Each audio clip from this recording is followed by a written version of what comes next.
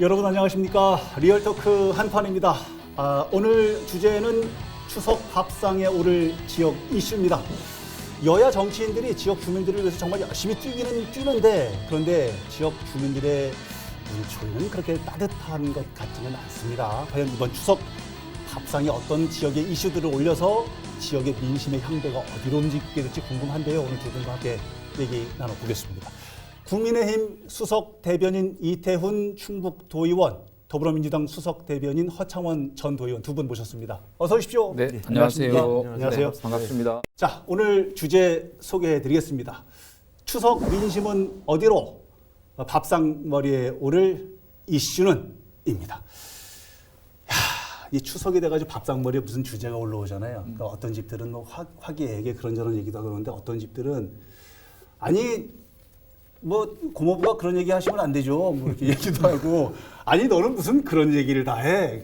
시작이 좋았다가 나중에는 막 밥상이 밀려가기도 하고 막 그러는데 이번 추석 연휴 때 나올 밥상머리에 올 이슈가 적지 않습니다. 많습니다. 네, 오늘 첫 번째 좀 두 분께 여쭤볼 얘기는 이재명 대표 얘기입니다. 네. 저희가 방송을 녹화를 하는 이 시점하고 조금 차이가 있어가지고 좀 봐야 됩니다만은 아직 일정들이 막 남아 있어요. 국회에서 체포 동의안이 가결이 돼가지고 정치권이 지금 발칵 일단은요 민주당 분위기가 좀 달라진 것 같거든요. 내부적으로 좀 혼란스러워 보이기도 하는데 일단 내부 분위기 어떻습니까? 지금 뭐 혼란스럽다라는 표현이 제일 맞지요. 그러니까 저희들이 예상하지 못했던 가결이 어제 이제 나오면서 당 분위기는 혼란스럽다. 그러면서도 이 혼란 가운데 당을 어떻게 수습해서 좀 나갈 것인가에 대한 논의가 좀 이루어지고 있고요. 아직 또 민주당 입장에서는 26일 날 영장심사를 받아봐야 되기 때문에 기다려야 돼요. 네, 그때까지는 혼란스러운 가운데 가겠지만 또 26일 날 지나면서 또 그 결과에 따라서 대책들은 나오지 않겠는가 그렇게 보고 있습니다. 이번 사안을 보는 국민의힘에서는 어떤 눈으로 보는지 좀 궁금합니다. 특히 지역에서는 어떤지. 저는 일단 우리 허창원님께서 가결이 나와서 놀라셨다고 말씀하셨는데 제가 진짜 놀란 게 가결이 나와서 야 민주당에는 그래도 정말 정신 차리시고 정말 국민을 제대로 대하시는 국회의원분들이 많이 늘어나시는구나 느낀 게 저는 모르겠습니다. 저희 당의 입장보다 제 입장에는 저는 사실상 부결이 나오기로 했습니다. 부결이 나왔으면 또 뭐 의원님 아시다시피 저희는 또 민주당은 방탄한다 그랬는데 그 부분도 그렇고 또 이렇게 돼서 영장 실질심사를 받는데 그게 만약에 인용 결과로 나오면 괜찮지만 정말 거기서 기각이 된다면 정말 그거는 정치검찰 소리가 분명히 나올 거거든요. 그러니까 내심 저는 부결이 나왔으면 했는데 가결이 돼서 아마 서로들 바라는 바가 달랐을 거예요. 그러니까 다 생각들이 다르고 바라는 지점이 좀 다르고 그것보다 더 놀라운 일 중에 하나는 이번에 뭐 우리 지역에서 자꾸 뭐 이런 얘기 하는 것이 어떤지 모르겠습니다만 이재명 대표의 발언이었잖아요. 네. 나는 그냥 내가 두 발로 걸어가서 영장 실질심사 받겠다. 그렇죠. 특권 버리겠다 했는데 국회 표결 전날인가요? 그때 국회 앞에서 좀 이 부결 호소인 촉구했던 이 문장이나 문구가 무리수는 아니었나? 뭐 이런 얘기를 하는 분들이 많습니다. 일단 저도 그 부분에 대해서는 좀 아쉽게 생각하는데요. 아쉽다. 그래서 지금 이재명 대표께서 이제 단식을 오래 하시면서 건강에 좀 문제가 있으시면서 조금 그 부분은 좀 아쉽다라고 좀 느껴지는데 아마 이재명 대표께서는 그 페이스북을 통해서 정치 검찰에 대해서 우리 민주당이 좀 당당히 맞서자라는 취지로 아마 이야기를 했을 텐데 그것을 인지하는 국민들 입장에서는 저 부분에 대해서 부결을 시켜달라는 것처럼 인지를 했거든요. 정치는 팩트도 중요하지만 인지의 영역이 굉장히 강한데 국민들 입장에서는 이재명 대표가 그 번복한 것처럼 그렇게 좀 뉘앙스를 비친 부분들이 대개는 그렇게 이해를 했어요. 예, 그러니까 인지의 영역이 좀 중요한데 이재명 대표가 국민들의 인지의 영역에서 좀 그런 부분들이 좀 아쉬운 부분이다라는 생각을 좀 하고 있습니다. 또 한 가지 좀 궁금했던 것 중에는 이번에 무기명 투표였잖아요. 그 체포 동의안에 대해서. 그런데 무기명 투표였기 때문에 누가 어떤 뭐 찬성을 했는지 반대를 했는지 알 수는 없지만 아마 추정은 되는 모양이에요. 네, 그래서 추정할 뿐이죠. 네, 추정은 되는 모양이고 당의 지도부의 입에서는 끝까지 발본색원해가지고 누군지 찾아서 이거 좀 평가하겠다라는 얘기도 하고 했는데 혹시라도 이제 누군지는 뭐 모르겠습니다만은 당내에서 체포 동의안에 찬성한 의원들을 바라보는 시각은 좀 어떤지 궁금합니다. 아무래도 입장차들이 서로 있겠지만 예. 그 본인 스스로가 나는 가결 쪽에 투표를 했다라고 이야기를 하는 사람들 이해에는 알 길이 우리가 없는 예, 거잖아요. 그러시죠. 그러다 보면 그 괜히 선의의 피해자가 또 생길 수도 있어서 사실은 강하게 발언하는 부분들은 좀 자제를 해야 된다라고 보고요. 그래서 그런 부분들에 대해서는 강성 발언은 자제하면서 예. 그 가결한 사람들에 대한 그 곱지 않은 시선을 보고 있는데 어쨌거나 뭐 그분들도 국민의 대표입니다. 그렇죠. 국민의 대표로 그분들의 한 표 행사를 한 거기 때문에 어쨌든 강성으로 지금 강성의 발언들을 하는 부분들은 10분 이해를 하지만 예. 민주당이 전체적으로 하나 돼서 가는 길에는 큰 도움이 되지 않을 발언들이기 때문에 지금은 이제 경향된 분위기에서 그런 이야기들이 나오지만 조만간 이제 하나된 모습을 다시 민주당이 보여줄 거라고 저는 보고 그럴 있습니다. 거라고 생각을 하시고요. 네. 젊은 정치인이시니까 예. 이번 사안을 하나 좀 단도직입적으로 여쭤보겠습니다.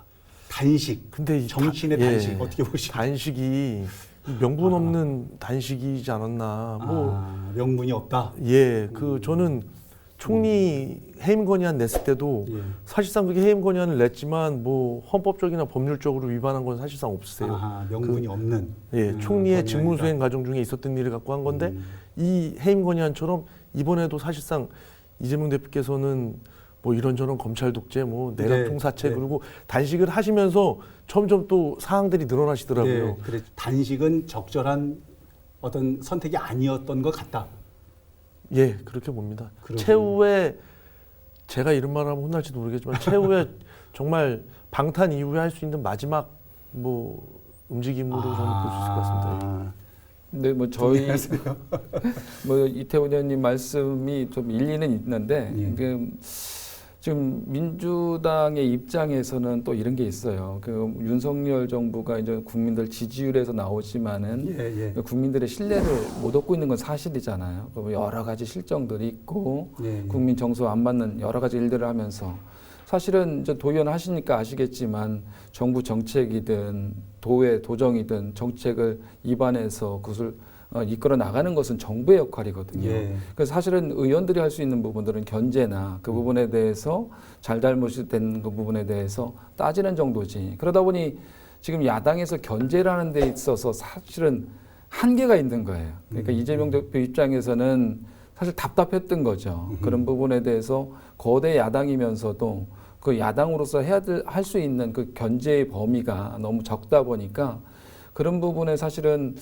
우리가 언론에서 나오는 것처럼 400여 회의 압수수색 사실은 얼마 전에 이제 윤석열 대통령이 지금도 이제 외교를 하고 계시지만 뭐 기네스북에 올릴 외교다 그 정도로 뭐 수용 많다라는데 사실 이 압수수색 부분도 제가 보기엔 기네스북에 올라가지 않을까 할 정도로 굉장히 많은 거거든요. 그래서 윤석열 정부에서 그렇게 하는 부분에 대해서 이재명 대표 입장에서는 견제도 해야 되는데 정치적인 어떤 탄압 그렇게 보는 거고 그러다 보니까 이재명 대표가 선택할 수 있는 방법은 아까 말씀하신 것처럼 최후의 보루가 사실은 단식이었는데 어쩔 수 없이 그렇게 선택하지 않았는가. 그러니까 민주당에서는 우리 구성원들은 그렇게 보고 있는 겁니다. 절체절명의 지금 어쩔 수 없는 그 선택이다. 위원님 저는 그래도 이재명 대표께 한 번 기회가 있었다고 생각한 게 혁신위가 있을 때 저는 혁신위가 있고 그 당시 6월 교섭단체 대표연설에서 저는 당당하게 몇 번이고 영장 청구하십시오. 저는 가갖고 제가 실질심사 받겠습니다. 정말 그대로 했으면 얼마든지 반전의 기회가 있었을 거라고 생각이 됩니다. 왜냐하면 아까도 말씀드렸지만 저희 지금 가결만 된 상황인 거지 정말 여기서 나중에 영장 심사에서 인용이 안 되고 만약에 기각이 돼버리면 정말 그때는 정치 검찰이고 잘못된 수사고 이게 되게 뻔하지 않습니까? 그러니까 저는 이재명 대표께서 그 당시에 혁신위가 정말 잘 돌아가고 있을 때 그 시절에 그리고 교섭단체 연설을 하셨을 때 그때 멋지게 정말 받아들여서 그렇게 했으면 얼마든지 반등의 기회가 있었을 수도 있다고 생각을 하는데 결국 돌아 방탄이라는 말까지 듣고 결국 끝에는 지금 허창원 의원님 말씀 주신 거냐 최후의 보루처럼 그렇게 단식을 하니까 그리고 정말 제1야당의 단식인데 전 국민적으로 아무래도 다들 속상해하고 불편한 게 당연히 있지 않습니까? 그러다 보니까 좀 단식이 출구 없는 미로였다는 좀 생각이 듭니다. 예. 시기도 방식도 적절치 않았다. 예. 출구 없는 미로였다. 뭐 아닌 듯 아닌 듯 하면서 자꾸 치고 들어오시는데. 어쨌든 지금 이제 이런 상황이시고 지역 주민들은 이런저런 일 때문에 좀 불편하시는 분들도 있으실 거고. 그럼요. 예. 그러나 아직 시간은 남아 있어서 어떤 상황이 좀 지켜봐야 어떤 상황으로 돼요. 전개될지는 26일 이후에 봐야 될 것 같고. 그러네요. 진짜 저도 궁금하네요.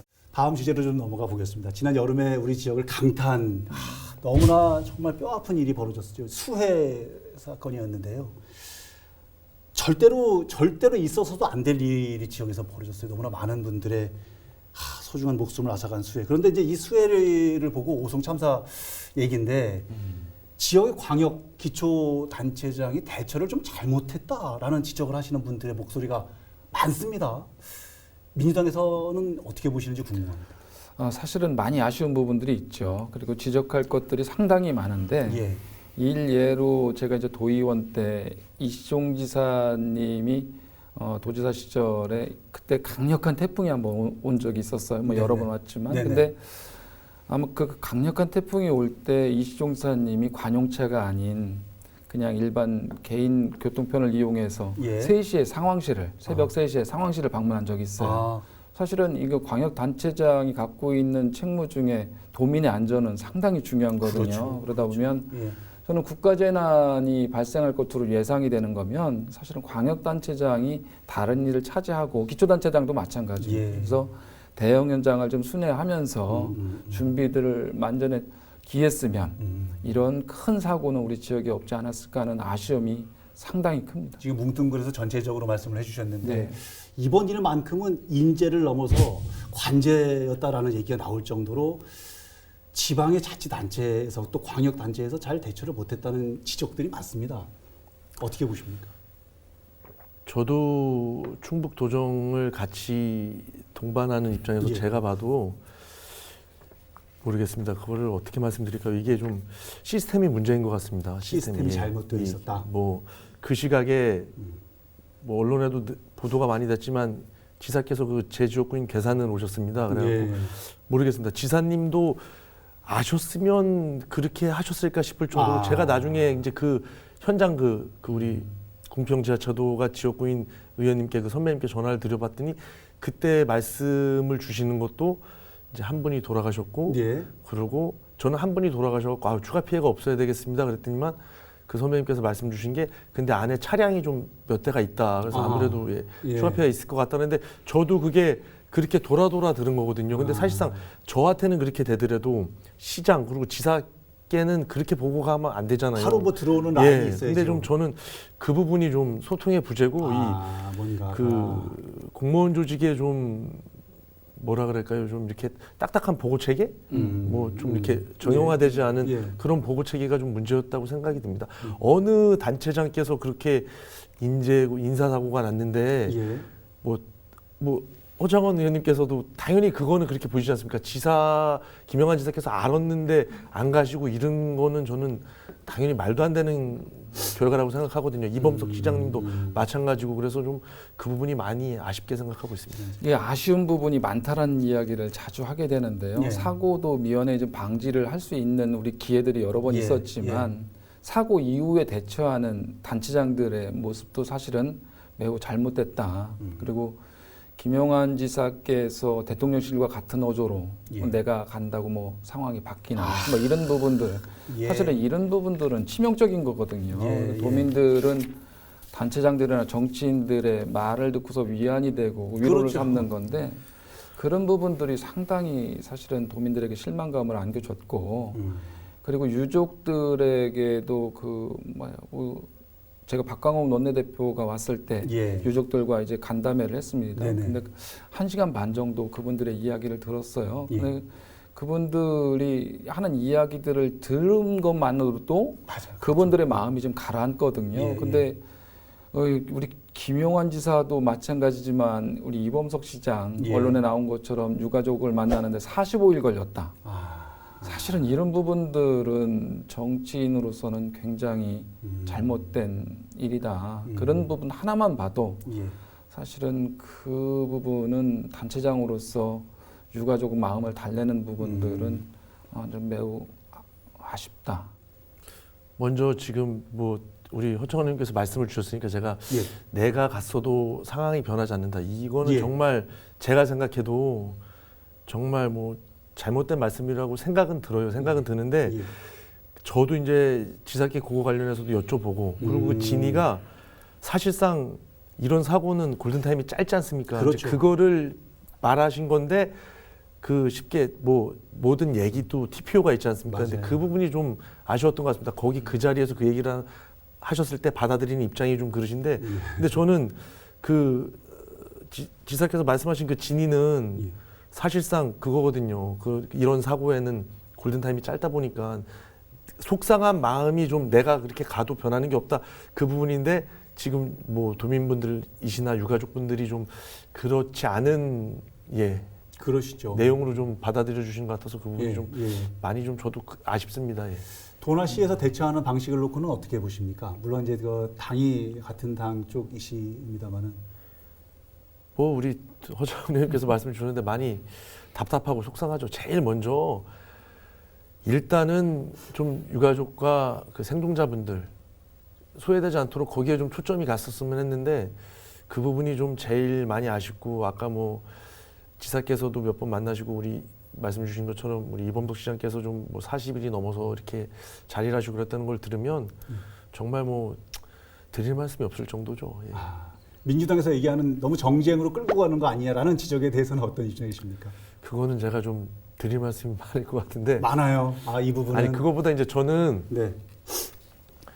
그 제가 이번 회기에 그거 관련해 갖고 이 정쟁 관련해 갖고 좀 의원님 발언을 했습니다. 발언을 네. 했는데 참여연대에서 비판 또 성명을 냈더라고요. 이태원 도의원은 도민의 대변을 해야 되는데 뭐 이제 지사를 대변한다. 근데 저는 제가 그때 말씀드렸던 거는 사실상 저는 그때 그 괴산군 청천면 좀 괴담이 돌았지 않습니까? 뭐 지사가 땅 보러 갔다. 예. 그리고 심지어는 현수막도 그렇게 걸리고. 아하.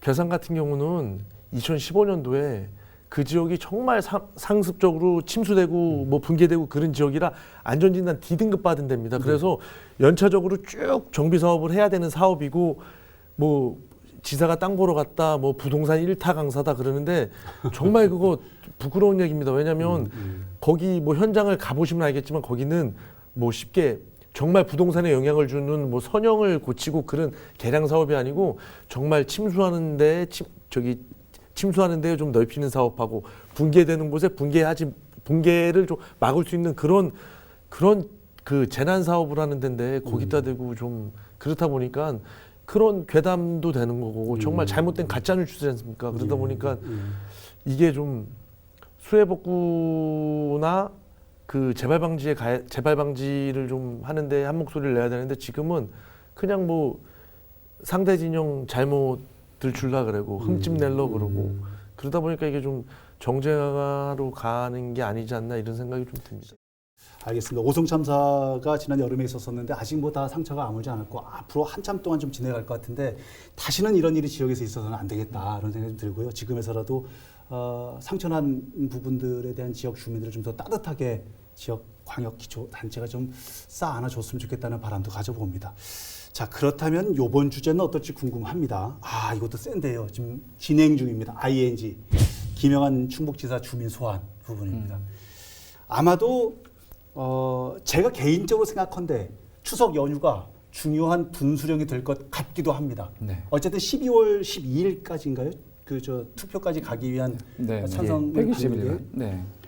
시간은 많이 남아 있지만 주민들의 그 마음이 가결적으로 혹은 부결적으로 갈 건지에 대한 마음을 잡는데 왜냐하면 식구들이 많이 모일 때 얘기를 할 테니까 중요한 분수령일 것 같은데요. 어쨌든 민주당에서는 당 차원에서 이 일을 추진하거나 뭐 하지는 않고 있습니다. 왜 그런지 궁금하고 이 주민 소환에 대한 민주당의 입장도 궁금합니다. 어떠십니까?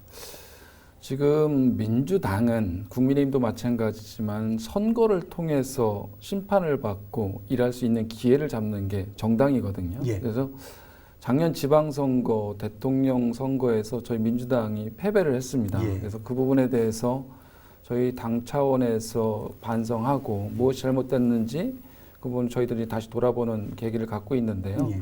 그렇게 당은 선거를 통해서 이야기를 하는 거지 사실은 이렇게 도민들의 정서에서 물론 김용한 지사가 굉장히 좀 어긋나는 일들을 일련의 일들을 쭉 해오셨기 때문에 주민 소환제를 도민들이 참여해서 많은 부분이 참여해서 그렇게 진행하는 부분에 대해서 저도 개인적으로 굉장히 공감을 합니다. 아하, 예. 하지만 당은 선거로 말하는 거지 주민 소환제나 이런 부분에 있어서 당이 움직이게 되면 사실은 그 민주당이 충북에만 당원이 몇만 명이 있을 겁니다. 예, 몇만 명이 있는데 13만 몇천 명 받는 거 저희가 주민 소환제 하면은 그 못 받겠습니까? 그러나 정당은 어쨌든 선거를 통해서 심판을 받는 것이고 그 선거위에서 선출된 광역단체장 또 대통령이 국민과 도민을 위해서 잘할 수 있길 바라고 또 야당은 야당으로서 견제를 하는 것이 저희 역할이기 때문에 주민 소환제에 대해서 오늘 민주당이 당 차원에서 하는 일은 없을 것이고 그냥 거리를 두고 있다. 물론 민주당의 많은 당원들이 자발적으로 움직이는 부분에 대해서는 당에서 뭐 그걸 관여할 수는 없는 거기 때문에 그것은 저희들이 좀 지켜보고 있다. 저는 이게 주민 소환 자체가 좀 이거마저도 정쟁화가 될 수 있다는 게 예. 이게 주민 소환 제도의 틀이 바뀌지 않는 이상은 정말 이게 쉽지 않은 겁니다. 아마 제가 허정원 의원님께 또 여쭤보면 의원님 이거 혹시 가능하시겠습니까? 그래도 정말 뭐 가능하다고 확답을 못 주실 정도로 예. 어려운 상황인데 또 여기에 또 수반되는 쉽게 재정, 네. 행정력 네네. 이런 게 또 만만치 않거든요. 그러니까 해보나 마나 안 될 건데 왜 이런 주민 제가 해보나만 안 될 건데라는 표현이 제일 좀 위험한 표현이라 저는 제 입으로는 좀 삼가하고 싶은 게 예. 이게 그 우리 뭐 의원님도 계시고 저 선출직들이 예. 이 주민 소환 자체를 부정하면 안 됩니다. 왜냐하면 이게 주민자치 쉽게 대의민주주의의 가장 근간입니다. 내가 당신을 선거로 인해서 선출을 시켰지만 일을 잘 못해? 그럼 당신은 하면 안 된다. 예, 그 직을 유지하면 안 된다. 이게 주민소환의 취지인데 네네. 제가 말씀드리는 거는 주민소환 제도를 만들어 놓고 그 틀 자체가 사실상 어렵게 해놓은 네, 틀 아닌 겁니다. 그러다 보니까 이렇게 되면 지금 우리 뭐 쉽게 행정력 그리고 우리 비용, 막대한 비용 이런 게 있다 보니까 정말 이게 제가 표현을 그렇게 썼지만 이게 투표까지 이어지지 않으면 우리 충북도는 이 정쟁 때문에 24억이라는 돈을 쓴 것 빼니 안 되는 26억입니다. 26억을 쓴 것 빼니 안 되는 겁니다.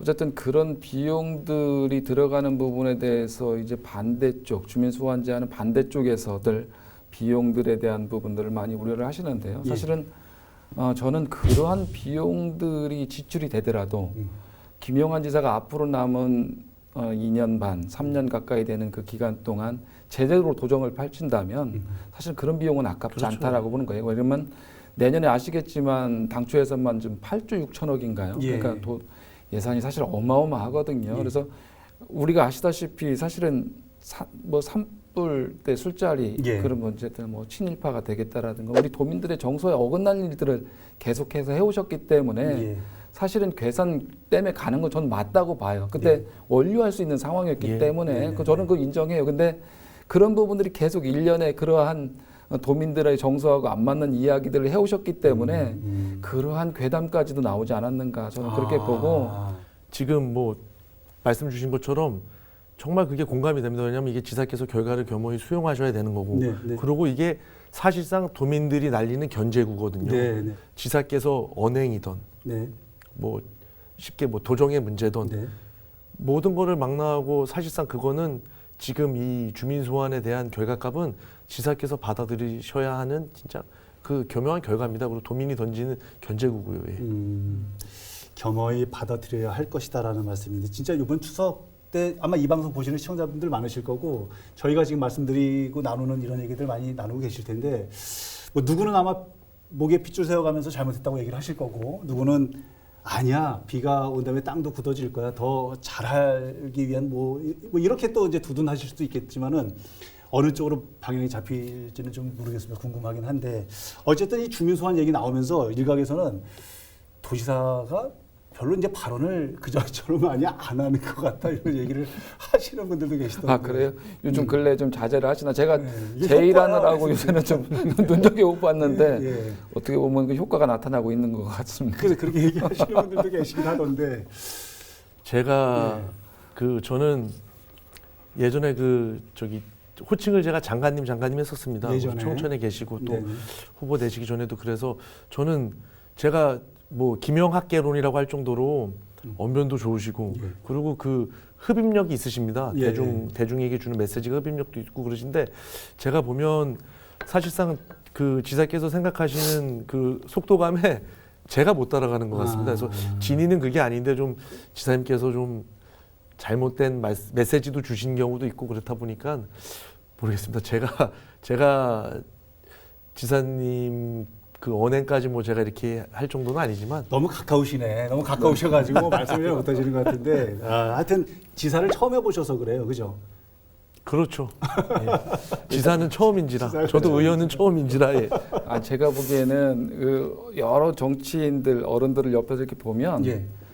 일단 정치인은 듣는 거가 먼저예요. 저는 제가 생각하는 정치인의 기본은 듣는 건데 김영환 지사께서는 사실은 충북 도에 대해서 잘 모르는 상태에서 도지사가 된 것만은 확실하잖아요. 다른 분들에 비해서. 예. 그래서 아마 더 2배로 공부를 열심히 하실 거예요. 네, 그래서 그 공부가 이제 어느 정도 될 때까지는 사실은 주변에서 좀 이야기를 좀 듣고 아하. 그리고 듣는 게 먼저였어야 되는데 이제 당신의 생각을 준비한다는 상태에서 먼저 막 이야기를 했거든요. 뭐 예전에 주차장 문제서부터 오시자마자 앞으로 듣는 거예요. 좀 도민의 목소리, 그리고 유가족의 목소리, 그리고 도에 좀 어려운 분들의 목소리 아하. 그런 이야기를 들으면서 공감이 우선 돼야 되는 거고 그런 가운데 정책이 나와야지 도민들을 위하고 그런 정책들을 통해서 충북도가 더 발전하지 않을까. 저는 또 뭐 역발상으로 예. 아까 주차장 말씀을 살짝 언급을 주셨는데 그러면 저는 또 아쉬운 부분이 왜 저는 뭐 쉽게 민선 7기 이전이라고 하겠습니다. 민선 7기 이전에도 늘 있던 문제인데 왜 그게 좀 공론화가 안 돼서 안 됐을까? 근데 우리 그 김영환 지사께서는 그래도 이렇든 저렇든 일단 시도부터 해보고 좀 어떻게 돌파구를 찾아보려고 하시고 그러시는데 왜 그간 민선 7기에는 뭐 이런저런 문제들이 좀 안 나왔을까 수면 위에. 제가 볼 때는 저 이번에 그 충무시설이라는 데를 의원님 잘 아시죠? 도 충무시설. 네네. 저는 처음 가봤습니다. 왜 그거를 여태 이렇게 놓고 왜 또 지금 민선 8기여서 김영환 지사가 저렇게 끙끙 앓아야 되냐 그 생각도 들고 뭐 도청 내 주차 문제 뭐 이런저런 문제를 보면 저는 좀 많이 답답하고 속상합니다. 그래도 해야 될 일은 하고 할 말은 했다. 그러나 좀 아쉬운 부분도 있다. 그럼요. 이런 말씀이신 거예요. 뭐 제가 좀 시간이 돼서 부연해서 말씀을 드리면 이시종 지사님과는 좀 색깔이 달라요. 이시종 지사님은 경제 규모 3%에서 4%까지 올리기 위해서 경제 성장이 목표였기 때문에 산업단주의 성장 전략을 폈던 건데 사실은 그런 부분들이 어느 정도 충북에서 이제 경제 성장률이 굉장히 높아지다 보니까 김영환 지사 입장에서는 그게 눈이 안 들어오는 거죠. 그래서 문화나 관광, 뭐 레이크파크라든가 이런 부분들이 이제 눈에 들어왔는데 도지사마다 이제 색깔이 다른 거기 때문에 그래서 김영환 지사가 추진하는 방향은 또 김영환 지사의 스타일이기 때문에 그 부분은 높이 평가합니다. 다만 좀 이렇게 좀 아우르면서 체계적으로 갔으면 하는 바람입니다. 그렇군요. 알겠습니다. 아마 방송 보실 테니까 잘 귀담아 들으실 거라고 생각을 하고요. 오늘 두 분 바쁘실 텐데 이렇게 자리 함께해 주셔서 감사합니다. 네, 감사합니다. 감사합니다. 예. 큰 보름달만큼이나 여러분 가정에 큰 행복, 즐거움이 함께 하시기를 저희 한판 제작진과 함께 응원하겠습니다. 기원도 함께 하겠습니다. 자, 다음 주에 또 어떤 주제로 리얼토크 한판이 펼쳐지게 될지 기대해 주시기 바랍니다. 여러분, 다음 주에도 함께 리얼토크 한판!